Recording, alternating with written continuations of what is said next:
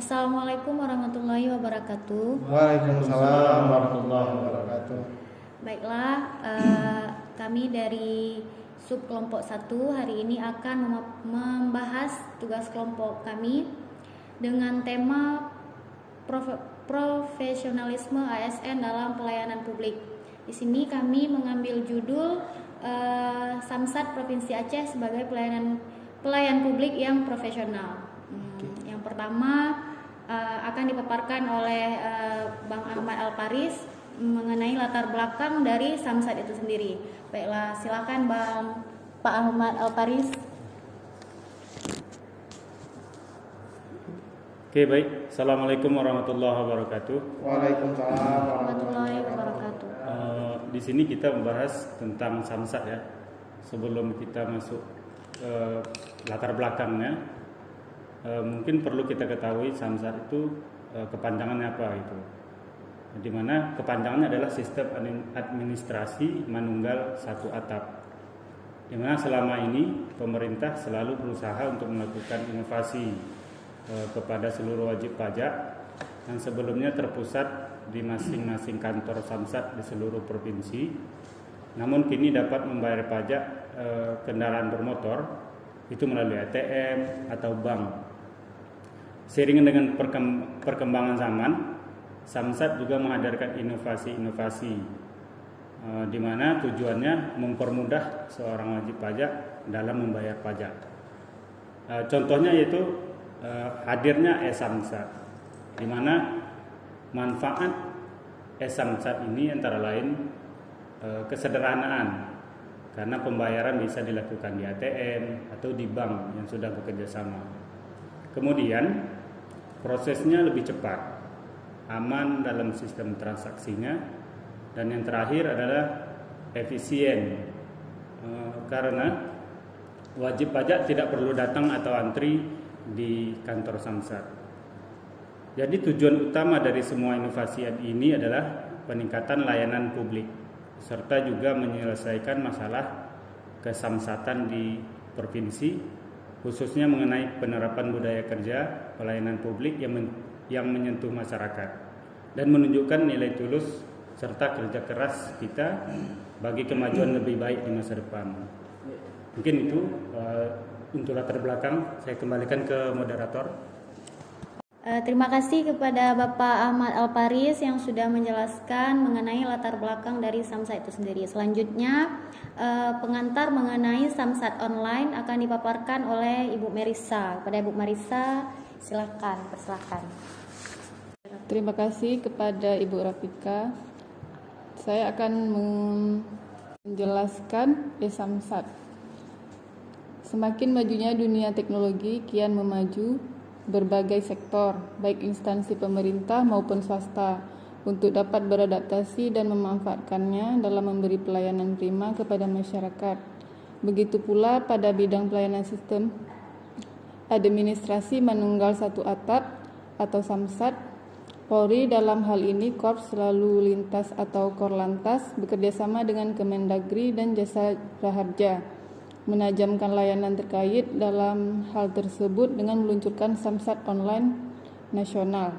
Samsat Online Nasional adalah layanan jaringan elektronik yang diselenggarakan tim pembina Samsat Nasional berdasarkan peraturan perundang-undangan Republik Indonesia untuk pembayaran dan pengesahan tahunan secara online pajak berkendaraan bermotor.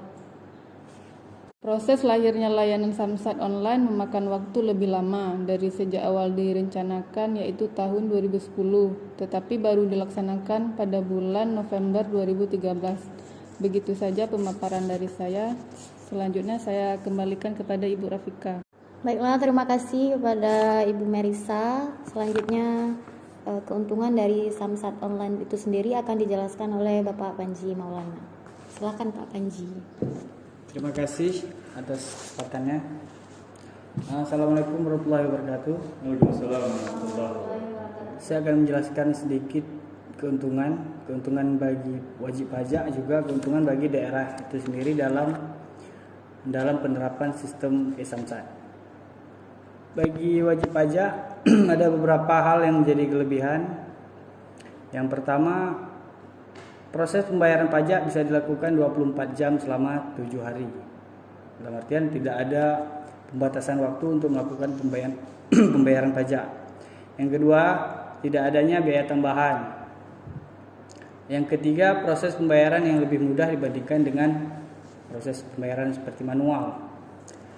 Kemudian yang keempat, sistem ramah lingkungan. Dalam artian tidak adanya ditimbulkan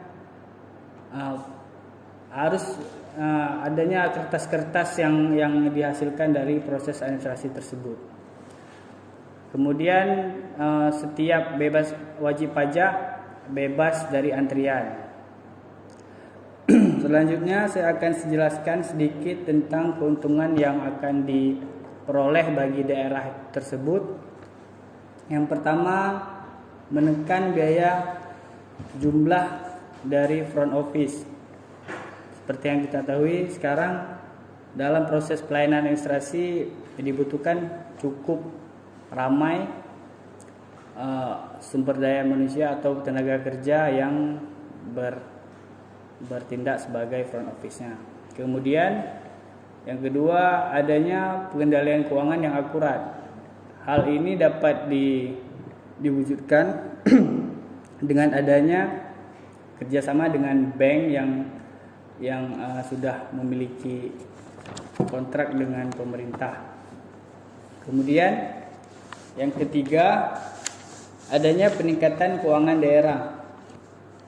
Peningkatan tersebut bisa didapatkan dengan administrasi yang lengkap tadi, tanpa dengan mengurangi tingkat kelalaian dari sumber daya manusia di dalam internal Samsat tadi. Demikian Ibu Rafika, saya kembalikan kepada moderator. Terima kasih. Terima kasih kepada Bapak Panji Maulana. Yang selanjutnya akan dijelaskan oleh Bapak Ifrizal mengenai petunjuk pengisian e-Samsat. Silakan Bapak Ifrizal. Oke, makasih Bu Rafika. Di sini saya akan menjelaskan sedikit juknisnya, yaitu petunjuk teknis tentang pengisian e-Samsat. Di sini kita bisa mengakses langsung di situs e-samsat.acehprof.go.id. Dan yang pertama langsung dihadirkan oleh input data kendaraan Anda. Nah, di sini kita cuman bisa untuk mengisi dari nomor plat kendaraan kita sendiri, terus ada NIK dan juga nomor rangka. Tagihan itu nanti akan muncul notifikasi yang bisa kita lakukan pembayaran melalui ATM Bank Aceh Syariah dan bisa juga di PT Pos Indonesia. Jadi setelah kita membayar, kita tapi harus kembali untuk mengesahkan di kantor Samsat terdekat, di mall pelayanan publik atau di mobil Samsat keliling. Jadi dengan terobosan e-Samsat ini dimudahkannya kita sebagai wajib pajak ya minimal untuk menghemat waktu dan biaya yang kita keluarkan jika kita harus datang langsung ke kantor Samsatnya itu sendiri. Ya, terima kasih Bu Rafika, ini saya kembalikan kembali. Terima kasih Bapak Ifrizal atas penjelasannya. Jadi kesimpulan yang dapat kita ambil dari penjelasan teman-teman semua, mungkin gebrakan mengenai e-Samsat atau Samsat online yang sudah dijalankan oleh Samsat Provinsi Aceh sudah menjadi best practice dari fungsi ASN yang disebutkan dalam pasal 10 Undang-Undang ASN, yaitu menjadi pelayan publik yang baik. Harapannya apa yang baik yang sudah dijalankan oleh pihak Samsat Provinsi Aceh bisa menjadi teladan bagi instansi lainnya.